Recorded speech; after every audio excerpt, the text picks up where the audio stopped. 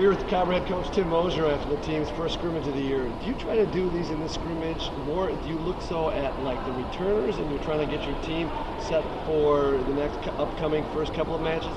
Or are you looking more at trying to get the personnel set as far as what the newcomers are like and who you're trying to see as far as making the team? Yeah, good question. A great question. Really, realistically, a lot of times we're just trying to get the newcomers to settle down and relax. You know, their heads are spinning so fast. You know, but it's fun to see other people.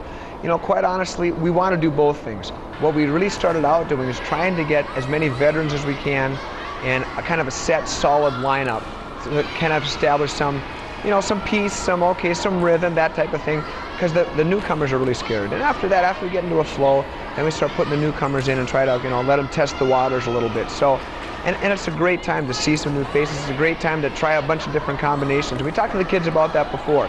You know, you might be playing a position you're not used to. You might be, you know, used to doing something else.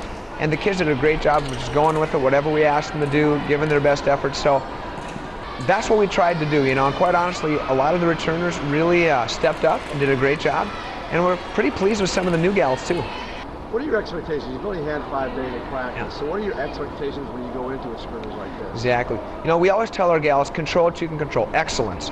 Too many people talk about practice makes perfect. We say practice makes permanent. We're not looking for perfection, Jim. We're looking for excellence. Great attitude, great effort, confidence. Play with confidence, communicate, go hard. Control those things. If we do that consistently, we're going to do well. And so that's what we're looking for mostly. And a lot of our kids stepped up and did that with a great job. Now, as you go forward, what's your schedule going to be like for this upcoming week? Well, this week, of course, we have orientation as well. So that makes it a little difficult because we have our newcomers, our freshmen are going to be out doing orientation things. We'll basically practice once a day.